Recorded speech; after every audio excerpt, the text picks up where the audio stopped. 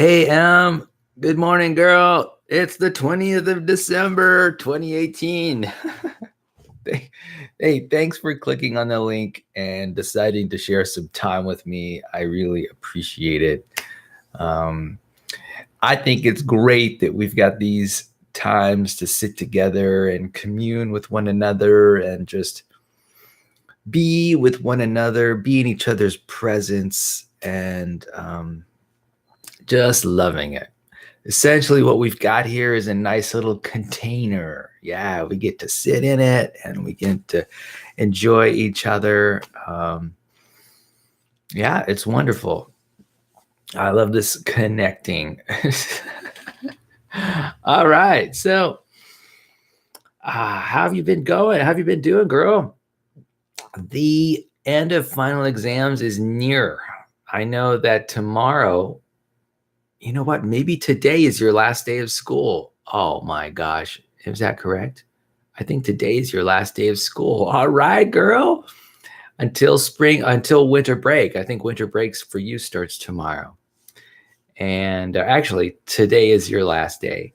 And coincidentally, today is my last day before I go on vacation for my winter break. So we're going to have the next 1.5 weeks just totally off, totally free. We get to do whatever we want. And I'm a little concerned about it myself. So here's something about my personality. I love going to work. All right. I love the routine of it. I love just doing whatever it is as I do. I like having my time occupied in that activity during the day. I love it. And I like it because there's some certainty about it. There's a regularity about it. There's a habit about it. I'm a creature of habit. And so when I've got a vacation coming up, it's as if, well, there's a lot of space that needs to be filled somehow.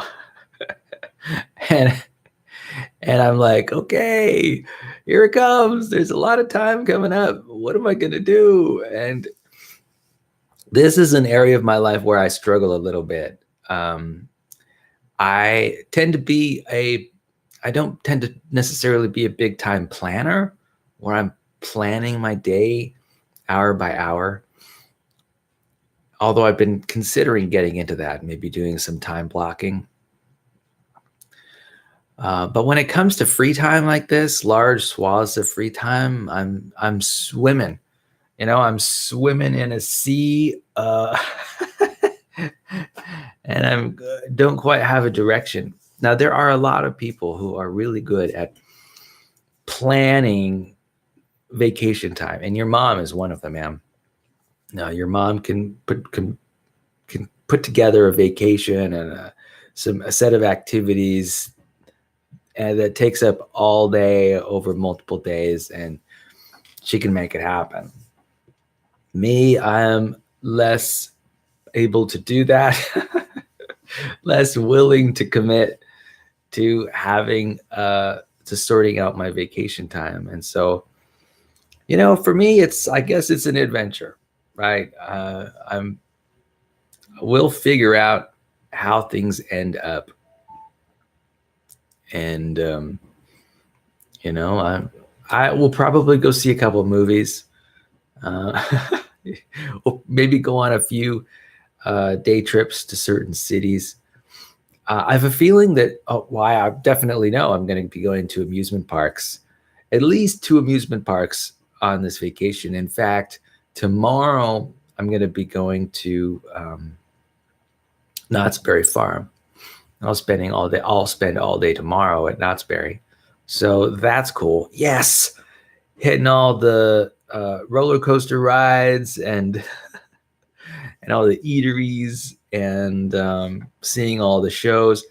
One show that's at Knott's Berry Farm is Snoopy on Ice. So yeah, I'll be hanging out with the Peanuts gang, and I'll be watching some ice skating and entertained with the hijinks related to Snoopy and his skating activities. So that'll be fun. Tomorrow, in fact, I'm super excited, already super excited about going on Montezuma's Revenge, which is one of my favorite roller coasters. I first went on Montezuma's Revenge, the roller coaster, probably 30 years ago. This is an old roller coaster, super old, and but it's still going strong. I watched a video of Montezuma's Revenge yesterday. It's on the Knott's Berry Farm website, and the video, in fact, the videographer is literally sitting in a chair of the roller coaster, and the videographer goes through the whole loop-de-loop. Montezuma's Revenge is a loop-de-loop. And it really brought back a lot of memories. In fact, I was really surprised at how vivid my memories were of times past when I've been on that roller coaster ride.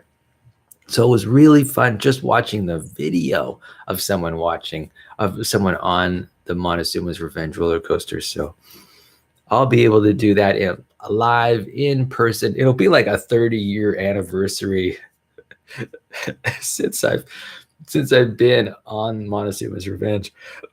So I'm excited. Lately, if you have been following what I've been saying about roller coasters, I am excited about roller coasters now. I'm super excited. I can't wait to hit all the roller coasters at Knott's. And I'm super psyched. And I also want to do the parachute drop and other rides that are at Knott's Berry Farm. I'm also really looking forward to going to the water park in a couple months. When that water park opens, I am totally there.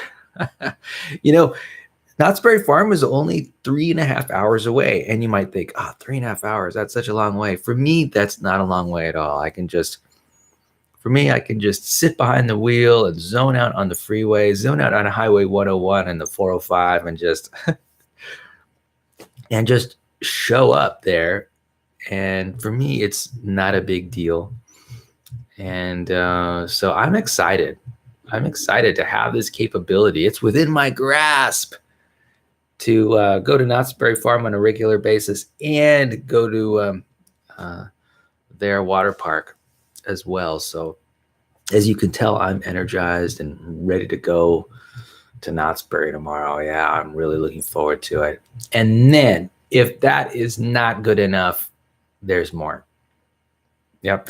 So the following Saturday, I plan to go to Six Flags. Boo-ha! Yeah, now I was going to go to Six Flags tomorrow, honestly, but I had a friend who wanted to go to Knott's, and so we're going to Knott's because she can make time to do it tomorrow, and so that's great. I'll do Knott's tomorrow, and I'll do Six Flags in 7 days. So looking forward to all that. I'm also looking forward to seeing Mary Poppins Returns, the movie. Mary Poppins Returns just came out. I think it came out today or it came out yesterday at the theaters. So it is a brand new film, and I'm excited to go watch it because I'm a big fan of Julie Andrews and the old Mary Poppins films. And I'm also a big fan of Emily Blunt. I'm not a big fan, but I appreciate her work. I think she's amazing. And I think Emily Blunt is married to Krasinski. He's that actor that plays in The Office. And I really like him, just his personality and the way he presents himself on film. So I'm excited. What an awesome, I mean, this is going to be a really great winter break for me because there's just so much potential out there. I mean, right now I've already got planned to go to 2 amusement parks over winter break. And I also plan to see Emily Blunt's Mary Poppins Returns. So I know I don't have anything planned, but the plans I do have for this next week and a half are pretty spectacular, at least by my standards. This is spectacular stuff by my standards. And it's really actually quite energizing. And in fact, that's a point that I wanted to discuss with you, Emily. So you might be getting a lot of messages from our culture and our society, TV, video, books, talking about finding your purpose, finding your passion, and finding meaning in the world. Whatever, there's like this obligation or interest that every person has to finding what they're passionate about in life. And that helping them through internal motivation to accomplish the things they want and reach success.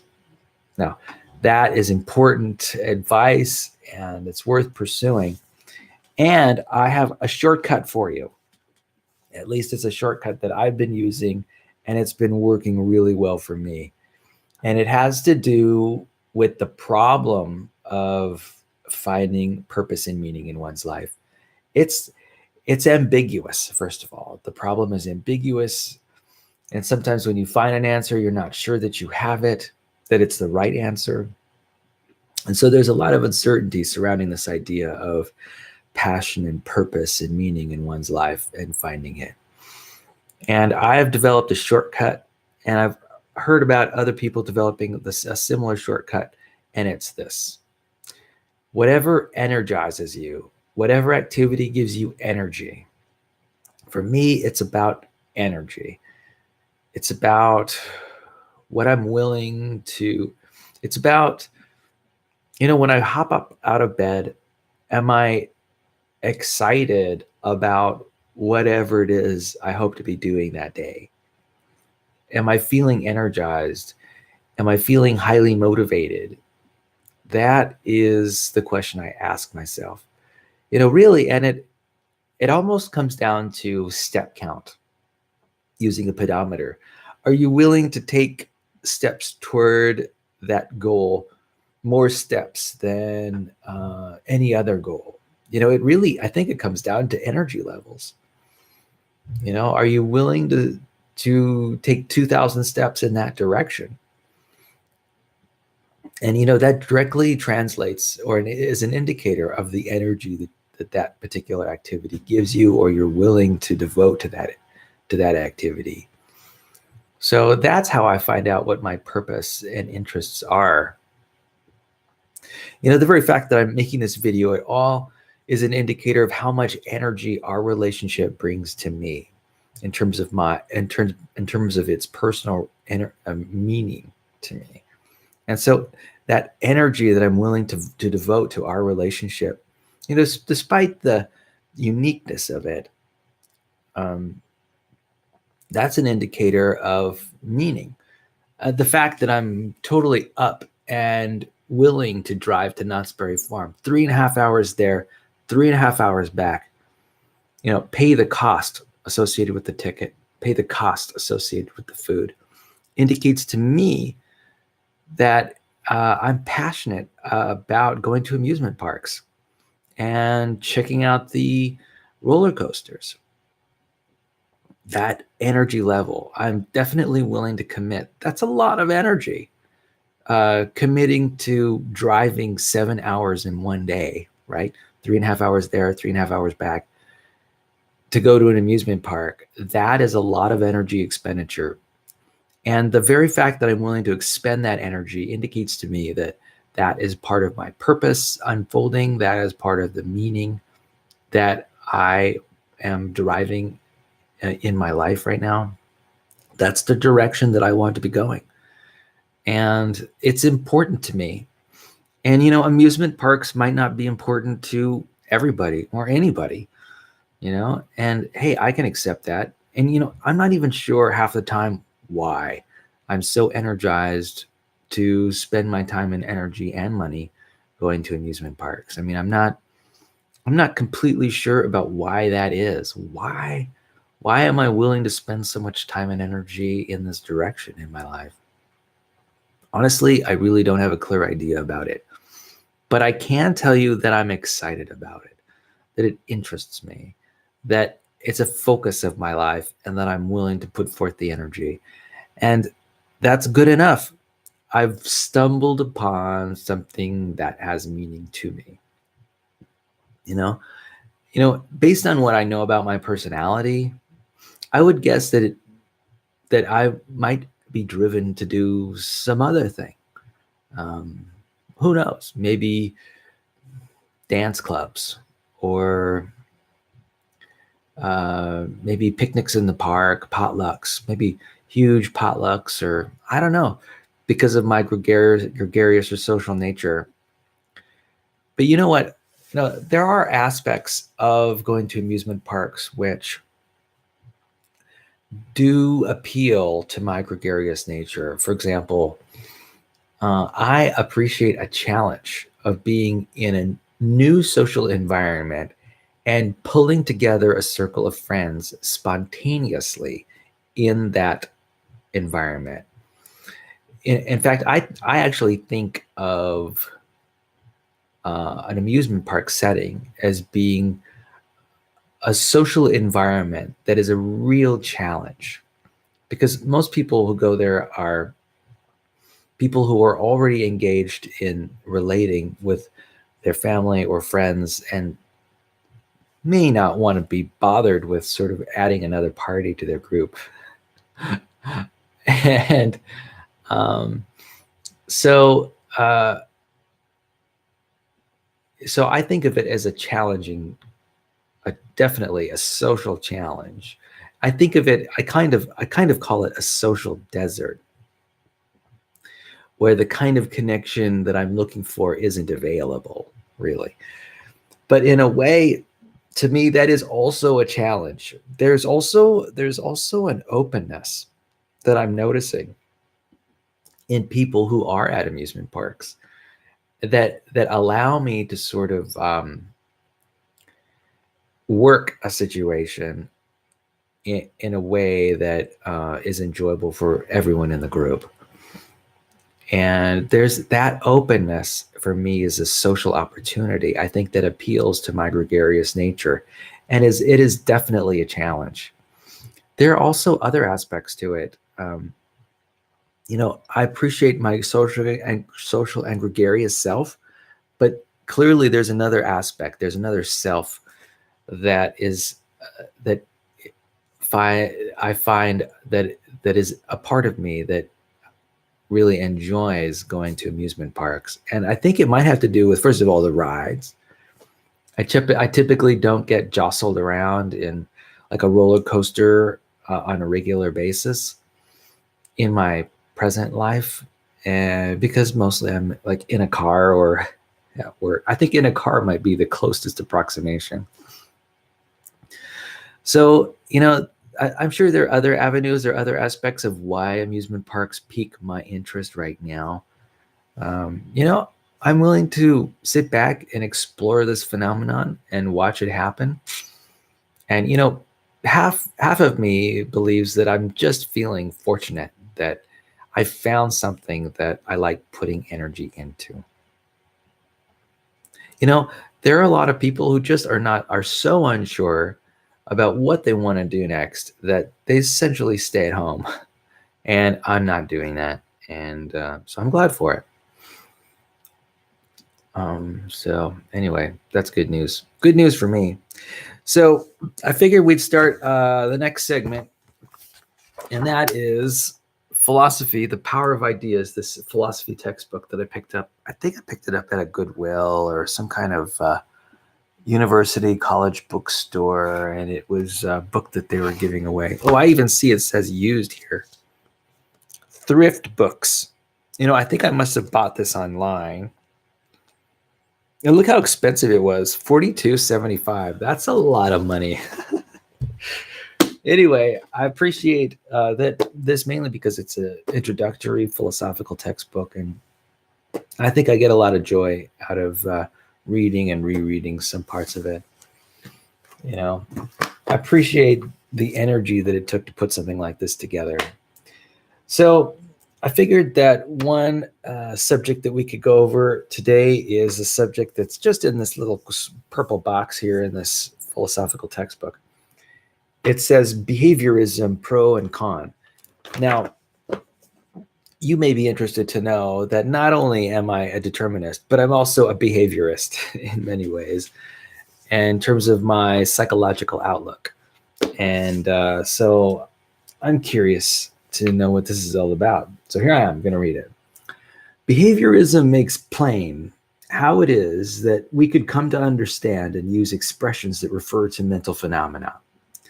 These expressions do not refer to private, behind the scenes states and episodes within an immaterial mind, but rather to publicly witnessable of behavior and behavior tendencies. Nevertheless, the philosophical literature is filled with objections to behaviorism, including the following. Number one, even if some behavioral disposition could be correlated with a particular mental state, say experiencing sorrow, it seems more plausible to view that state, the sorrow, as the cause of the behavior than to equate it with the behavior. We say a person is crying because he is saddened. We do not say or think his crying, among other behaviors, is his sadness. Number two, consider two people with their motor nerves severed, one of whom had also had his pain fibers cut. Because they would both have the same behavioral dispositions, according to the behaviorist, either both would feel pain or neither would feel pain. Neither alternative is plausible.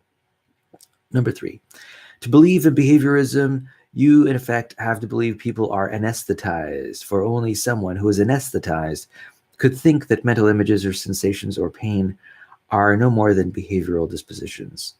And number four, what about paralysis? A paralyzed person could certainly have mental states, even though he or she would not have any particular behavioral disposition. As always, these objections are not definitive, and philosophers have devised ways, usually somewhat complicated, of meeting them. You should evaluate them for yourself. Well, believe it or not, there's not a whole lot for me to talk about in this particular passage. Okay, these are some objections to behaviorism, and believe it or not, it's not here's an interesting, this might be some food for thought for us. This is defining philosophical behaviorism. Number one, there is no such thing as a non-physical mind. Mm-hmm. Number two, mental state thing words do not really denote things at all. A statement in which such words appear is kind of loose shorthand reference to behaviors, including verbal behaviors and behavioral propensities. And the next bulleted point is statements about a person's mental states cannot actually be translated into some set of statements about the person's behavior and behavioral propensities, because the sets of behaviors and behavioral propensities to which they refer are indefinite and open and depend on the situations in which the person happens to be. Well, okay. So I don't think I'm going very far. So maybe what I can talk a little bit about is what I think behaviorism is and why I think it's important. Sure, why not? Okay. Now, it's been a long, first of all, let me caveat this discussion with recognizing this idea that I haven't spent a lot of time lately talking about ideas in my mind, in talking about behaviorism specifically. And it's actually been a long, long time. Behaviorism was a philosophical position that I thought was convincing when I started reading about it many years ago. And I still continue to think that it's quite convincing. You know what? I am deciding that I'm not going to go into it right now in great detail.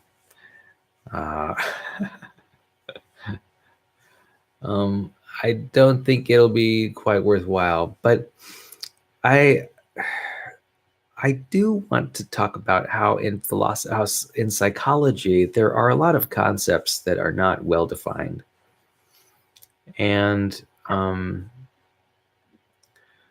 I also want to talk, I don't know.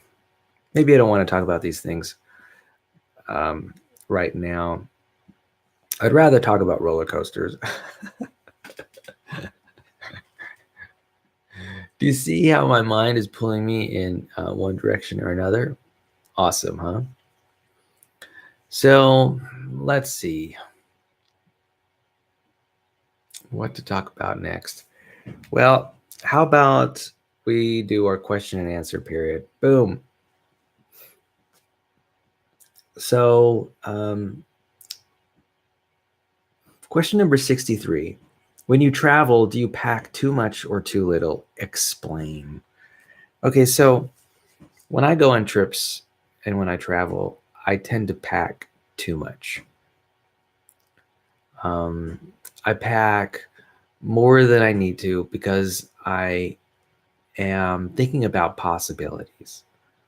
For me, when I travel to a place, like I'll be traveling to Knott's Berry Farm tomorrow, and chances are, even though I plan to spend just the day there, it'll be a day trip, and I don't plan to go to any hotels or anything like that or spend the night. I think I still might bring a spare shirt and a spare pair of pants and some spare socks. And I've got a lot of reasons for that. For example, what if I drop some food on my shirt and I have a stain on it? Wouldn't it be nice to replace the shirt if I could? Or if I drop some food on my pants? If I go on the log ride, which is like a water ride, what if the water gets into my shoes and makes my socks wet? Wouldn't it be nice to be able to change my socks if I wanted to? So it's that kind of thinking which prompts me to overpack, right? There's a lot of possibilities. Like I might take not just a jacket, but I also might take a sweater as well. And in fact, I might even take two sweaters because who knows what kind of sweater I'd like to wear when I get there. So I'm thinking about all these possibilities, and what if something goes wrong? What if I get like a flat tire or something? Maybe I will end up spending the night there at a hotel. And wouldn't it be nice to have my pajamas available so that, in the case of a vehicle breakdown, I'd be able to spend the night in a hotel if I wanted. So it's that kind of thinking. It's the what if thinking that prompts me to overpack. And you know what? It's often not a big deal. I can sort of toss the suitcase on my bed and stuff it with all kinds of stuff, and then close it, and then it's easy to transport it to the car. It's really not a big deal. It doesn't take a lot of time or energy to do that, and it's worthwhile to me. I can always be prepared. That's the Boy Scouts motto, right? And so long as the preparation doesn't take too much time and energy, I do not mind carrying a little bit of extra stuff around. So I generally pack too much because I can. And it's actually quite rare that I pack too little. Mm-hmm. Next question. Question number 64. What's the wackiest belief you held as a child? The wackiest belief. Well, I grew up pretty religious. And so I think, and I was also a true believer when it came to religion when I was very young. And so I think those were the wackiest beliefs that I've ever had. The religious beliefs that I had. Those are pretty wacky beliefs. And I'm so glad that these days I've managed to extinguish many of them, probably the majority of them. And so I'm really glad about that. For me, I deserve a pat on the back for that. Good work, man. Reversing that indoctrination, that childhood indoctrination. Good for you, man. I know. All right. But beyond that, before I move on to the next question, maybe I'll think about some other beliefs that I had when I was a kid. Um, let's see. What other beliefs? Hmm.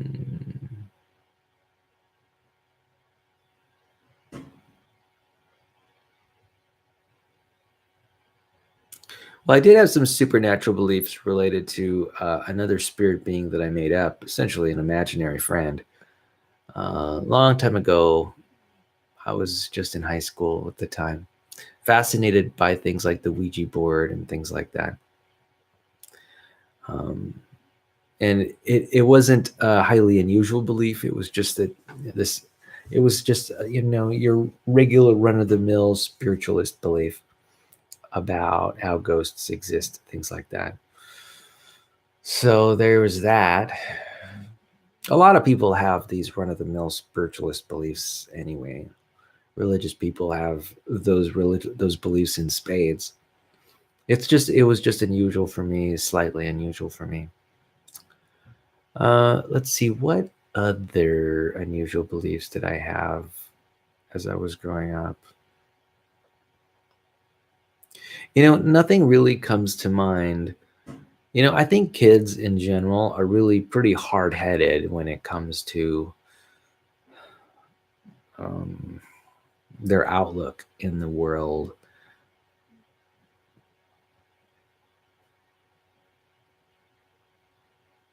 I can't think of anything that was particularly unusual. Next question. Question number 65. What's your favorite beverage? Well, no joke. My favorite beverage right now is water. No joke. I know. Well, uh, I used to really like Crystal Light, and I was eating the Crystal Light, drinking the Crystal Light beverages all the time, maybe two or three small powder packets a day.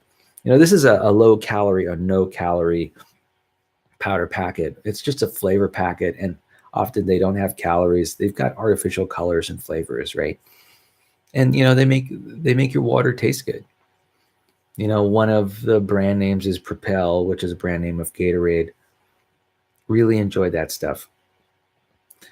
And I just recently, within the last 2 or 3 weeks, I've been thinking about how that habit is probably not a very healthful habit, and that my body probably just wants water to help all these millions of chemical reactions that take place every second in my body happen, right? So I got the sense that really what I'm dealing with here is my body as a chemistry experiment, right?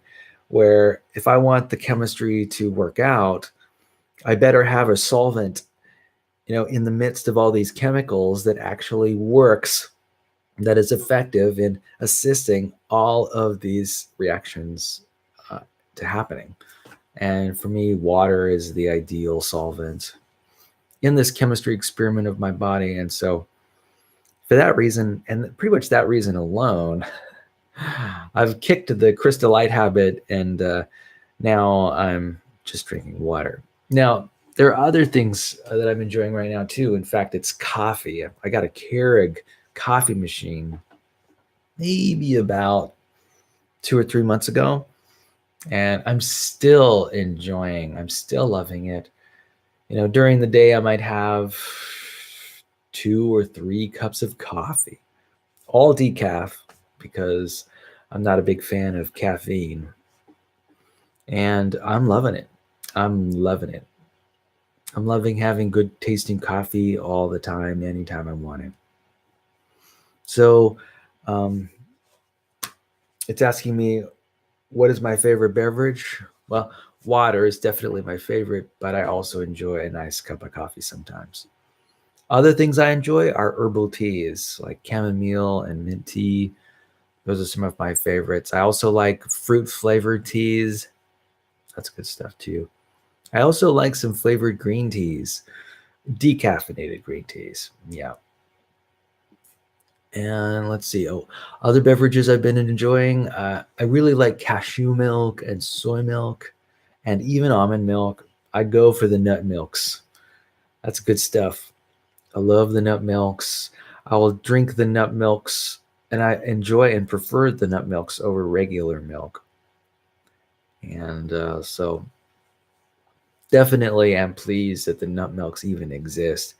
Nut milks are a relatively new phenomenon. They didn't really exist, maybe 10 years ago, but now they've certainly exploded, and they are quite a popular alternative to cow's milk. And I'm glad that they exist because, cow's milk has problems. It's got high levels of saturated fat, it's got high levels of cholesterol, and, it's really nice to steer clear of that stuff in my daily diet. So I like the nut milks. So nut milks, tea, coffee, water.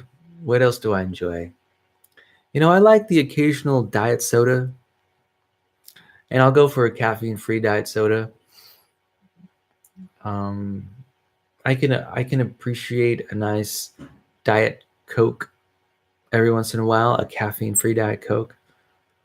Though that's hard. That gets harder and harder to come by as the years go on. New Coke, what was it?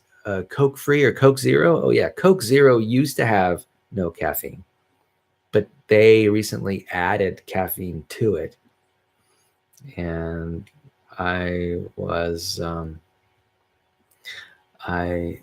do not prefer the caffeinated version of Coke Zero.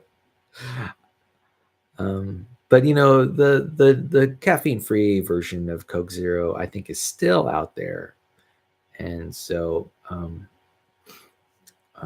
but I could be mistaken. I might just have to rely on Diet Coke, caffeine-free Diet Coke, which is fine. So, I mean, as you can tell about the way I'm talking about soda pop, I don't drink a whole heck of a lot of soda pop. And if I do, I'm drinking the diet caffeine-free versions. And since those varieties of soda pop are kind of hard to come by, turns out I don't drink that kind of soda pop that often. So, what else do I like to drink? Well, I like hot chocolate. I like hot cider. What else do I like to drink? I think that pretty much covers it. Next question.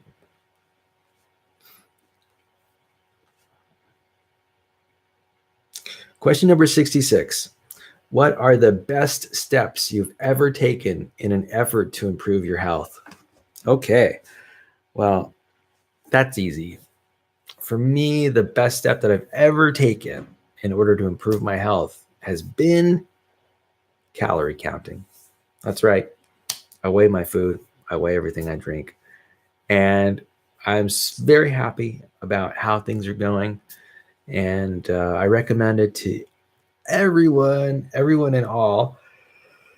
I think this trend of, that felt good. I think this trend of intuitive eating has run its course.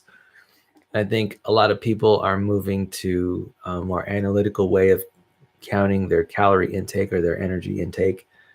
And I think a lot more people are using portion control techniques to control what they eat. And I'm really glad for this change. Now, I understand it takes more effort, more energy, but it, I think, is the best thing that you can do for your health. Definitely life-changing for me. And I'm never going back to intuitive eating. That's right.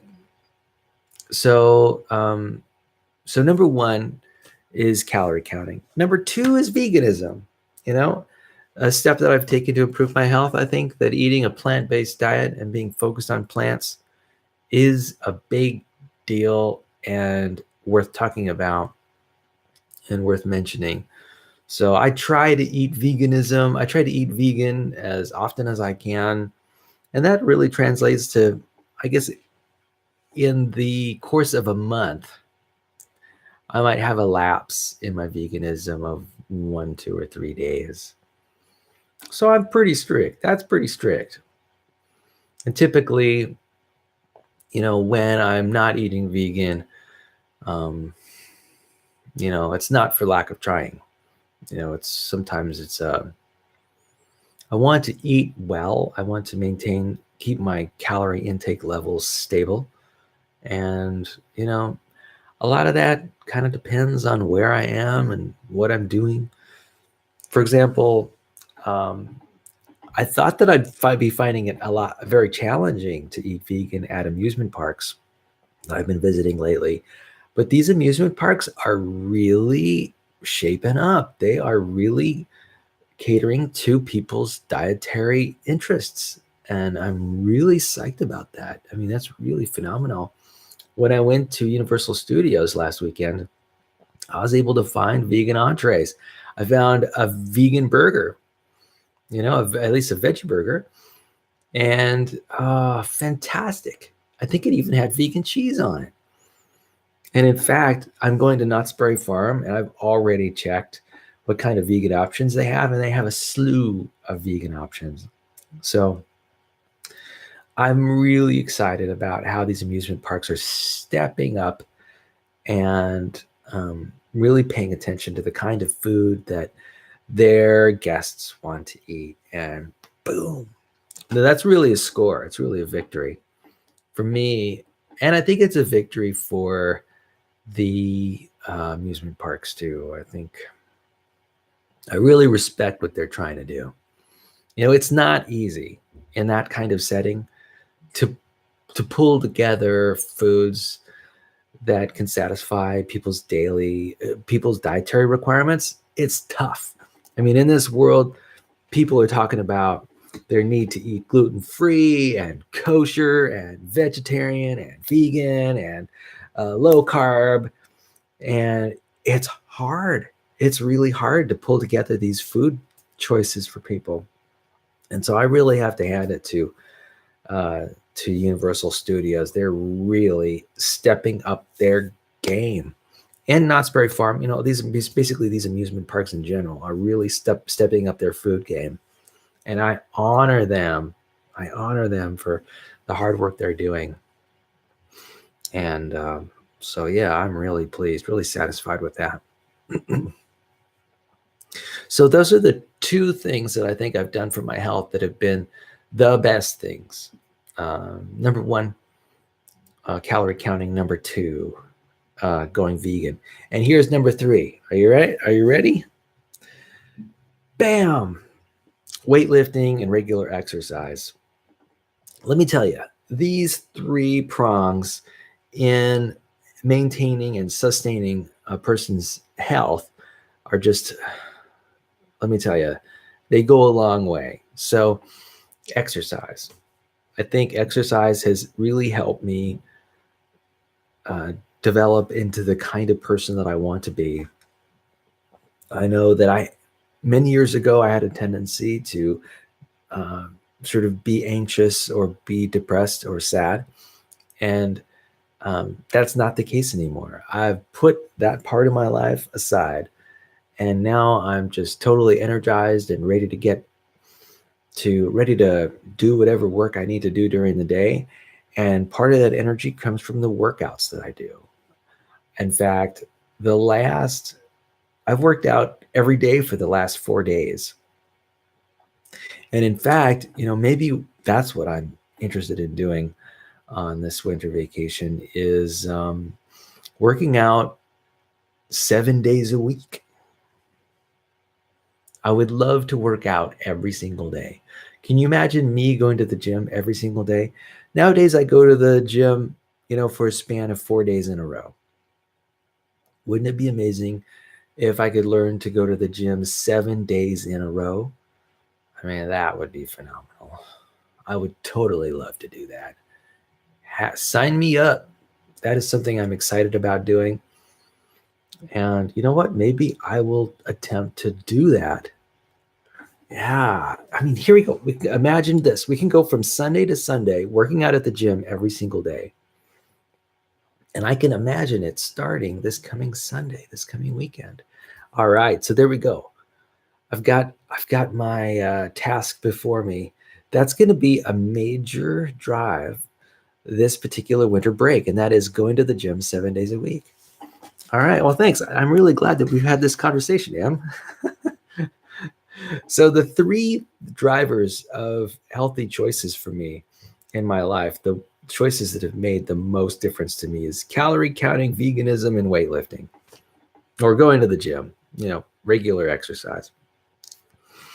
And because regular exercise to me means things like going on the stationary bicycle, running on the treadmill, hitting the gym, going swimming. I mean, there's a lot of things that I do.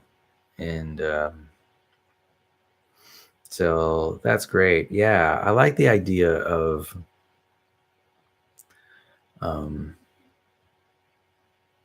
going to the gym every day this coming week, Sunday to Sunday. That definitely sounds like a plan. It's going to be a challenge on Christmas Day because I have a feeling a lot of the gyms are going to be closed on Christmas.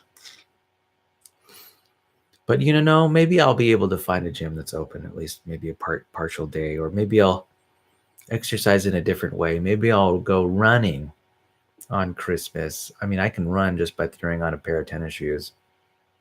I don't necessarily need to run on a treadmill to go running. I can just run as fast as I can for like 40 minutes or something like that.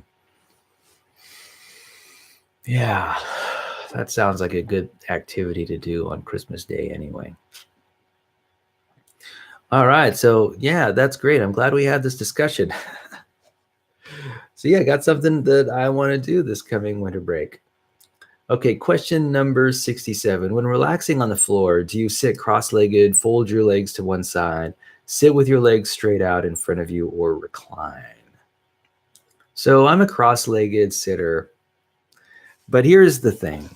I am not that flexible. My hamstrings are not as flexible as I'd like them to be. And so most of the time, when I'm sitting down, I'm not very comfortable when I'm sitting down on the floor.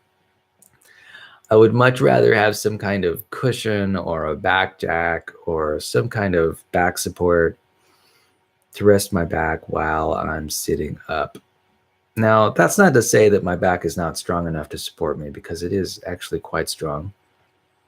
After all, I go to the gym and do back exercises on a regular basis. But just sitting on a flat surface is not the most pleasant position for me to sit in. And I am challenged. If I have to sit on the floor for an hour and a half, you'll find me sort of wiggling around on the floor trying to find a good position for me to lie. Yeah. And maybe that in itself could be an interesting challenge, and that is developing the ability to sit comfortably while sitting on the floor. That could be something I could work on. All right. Next question.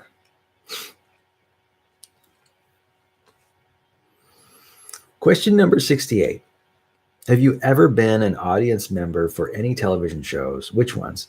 For which ones would you like to be an audience member? Okay, so yes, I have been in the audience for one show.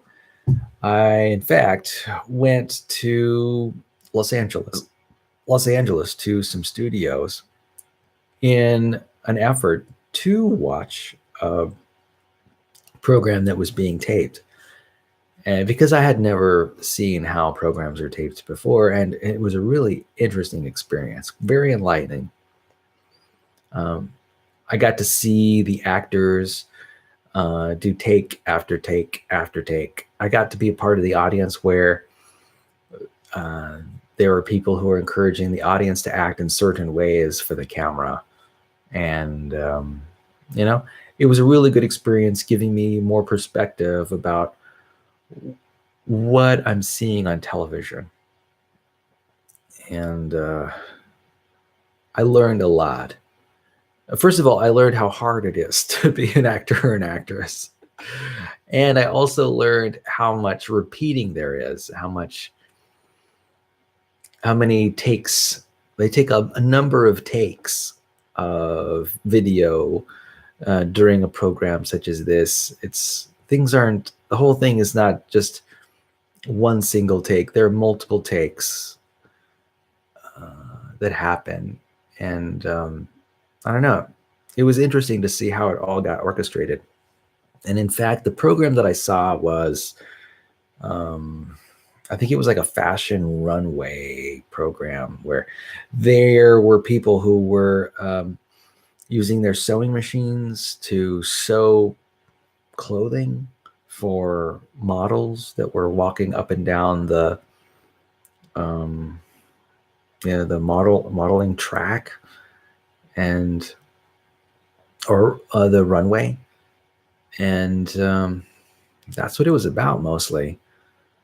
It was a competition, and it was like a reality television type of competition where these seamstresses and people with sewing machines, clothing designers, were working to put together fashionable clothes. Anyway, it was a program that I hadn't necessarily watched, but I don't know. I was struck by how long it took to do the shoot. I think it took, 2 or 3 hours.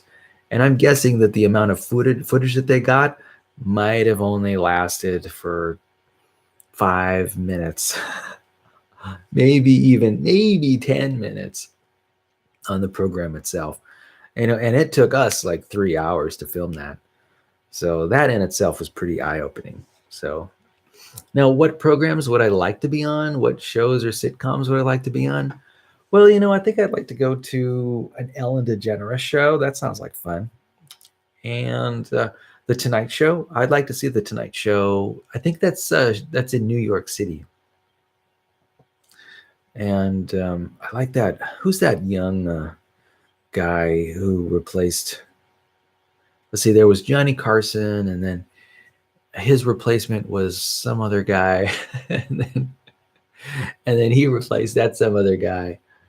Oh gosh, I don't watch his program very often, but I really like him a lot. He was an old Saturday Night Live cast member. Anyway, I think he's really talented and really funny, and I would like to watch his show. So what other programs would I like to be in the audience for? Well, here's the thing. I actually don't watch television that often, and so I don't really have a lot of insight into programs that are current today. Now, I think I'd like to, I don't know. I was thinking for a moment that it'd be fun to be on Jeopardy as an audience member, but now that I realize it, you don't really have to be an audience member. Everyone's an audience member who watches that program, who watches it in their own living room. At least that's the kind of sense I get. That there's not much in addition that can be gained from being in the audience of the game show Jeopardy. Yeah, everyone pretty much has the same standing when it comes to an audience member. You can either be an audience of the television program or an audience in real life, but my guess is that there's not a significant difference between the two audience members. So let me think.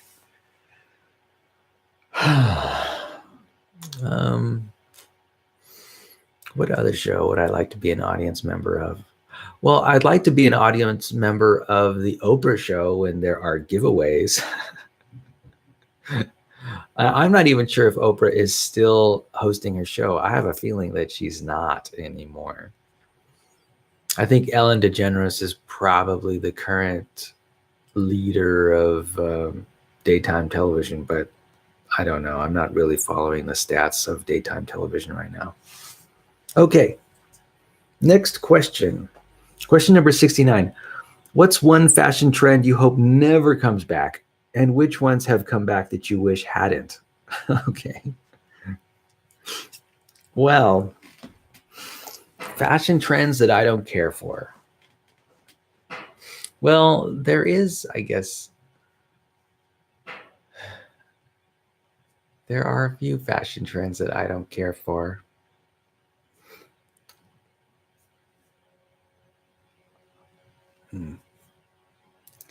Well, I don't care for any fashion trend that involves ill-fitting clothes. What can I say? Um, and so I think that right there is a pretty good catch-all rule.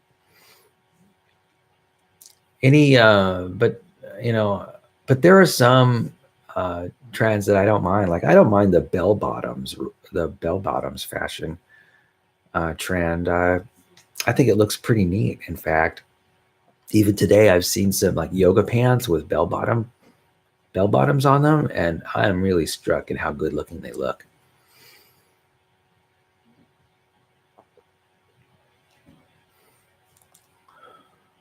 What other fashion changes am I not too happy about?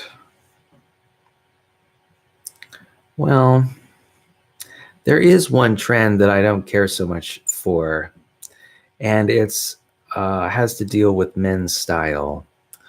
Um, Sometimes men wear these shorts, these really long basketball shorts, and at the same time they're wearing socks. And the socks they pull up to the length of the knees, and so what I'm confronted with is this image of a man who's wearing shorts and really high socks. And I'm just not into it. I just don't find it very appealing. Often these shorts that people are wearing are like basketball shorts, and so they're really oversized.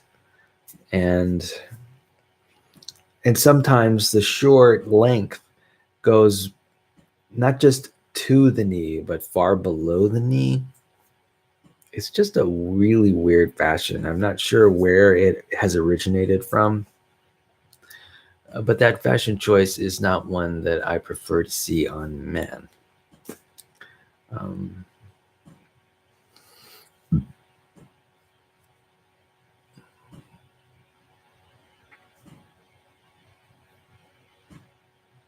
well, I don't have necessarily a lot of strong opinions about people's fashion. Now, though, although there has been something I've been considering lately, and that is tattoos. The other day, I saw a person who had tattoos on their face, and I was thinking to myself about how tragic that must be.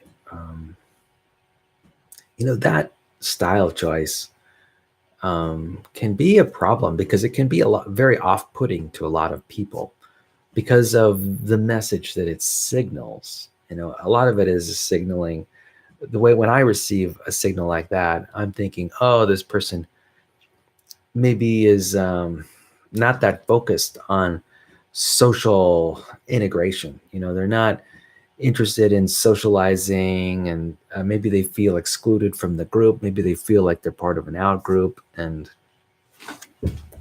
I don't think it's probably that useful to do that kind of signaling even before I know or have met a person. I tend to make assumptions about their personality when I notice that they've got tattoos on their face, and I can recognize it as they are protesting westernized beauty standards, maybe. And yeah, I can see that. That kind of protest has its place. It definitely has its place, and it's a reasonable, important argument to make. But why permanently change your appearance that way, especially in a way that has an impact on other people, even before they get to know you, even before they get to know what your ideas are, what your mind is like, whether you're a caring, loving person or not. It's such an overriding signal that turns a lot of people off. And, I just think of the tragedy of it. So, yeah, I don't care for these facial tattoos. I think it's unnecessarily limiting and can be a basis for that person being excluded from a lot of social interaction. It's certainly no approach that I would take as a person who's focused on connecting with other people and, the gregarious side of my nature. That's certainly a choice I would never make. And in fact, recently I read something interesting about MRI machines. Turns out some tattoo ink has heavy metals in in them, in that ink, that can be magnetized and can react to the magnetic fields in MRI machines. And so there are people who are adversely affected when they go to get an MRI. Apparently, their tattoos create problems. Um, I can only imagine that maybe there would be heat generated from the alternating magnetic fields inside the MRI machine on the surface of the skin, and it might affect and it might irritate the person's tattoo. And I'm thinking, what a tragedy that is, because MRIs are a life-saving device that allows a person to be inspected, their insides, their bones and muscles and other tissues to be inspected. And it's really important consideration for a person's health, and to have sort of a constraint that prevents a person from getting an MRI, particularly something like a tattoo or something like that, some voluntary constraint, just seems self-defeating. And I think of that as fairly tragic myself. So I'm really not, tattoos, I think, for me, I'm definitely not a fan of. And I might have mentioned before that I think I've heard that tattoo ink has a tendency to travel through the body and end up in the lymphatic system, and also end up in or near your lymph nodes. And that ink in the lymph nodes can be mistaken through x-rays and other types of inspection equipment as being uh, carcinogenic or cancerous, or being some kind of unknown deposit of materials. When tattoos and the tattoo technology starts impacting your health,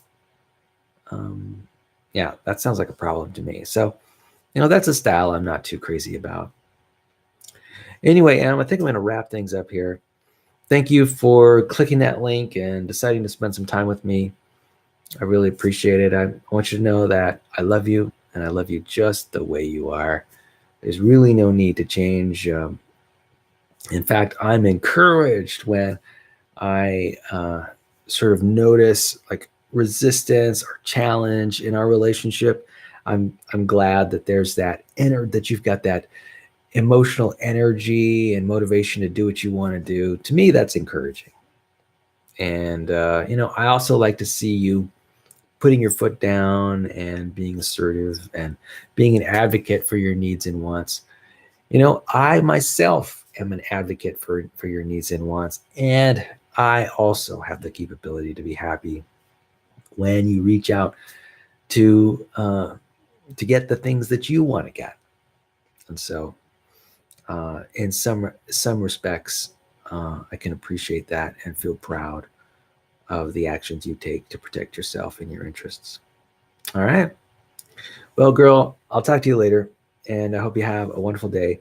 And I'll give you a report on Sunday when I return from having gone to Knott's Berry Farm, and I'll let you know what happened and what kind of roller coasters I went on, and I'll let you know how the trip went. All right. I'll talk to you later, girl. Bye-bye.